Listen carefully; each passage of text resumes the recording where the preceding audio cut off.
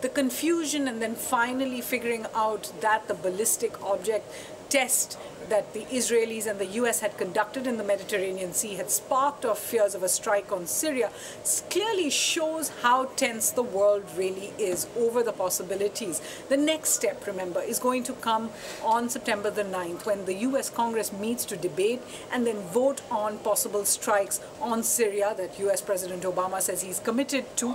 Even so, the world is also watching as the US and France in particular reach out and try to build some kind of a coalition to go with them.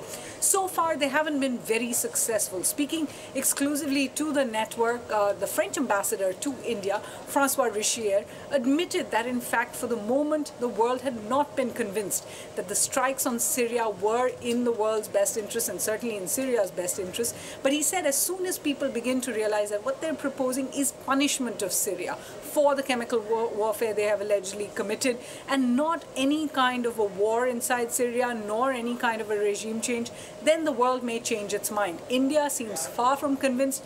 Remember, the Arab League has asked for a UN mandate, so has Germany and Italy. The UK has now voted in its parliament not to be part of a military intervention, and even in US and France, we're seeing public opinions ranged quite clearly against any kind of military strikes on Syria.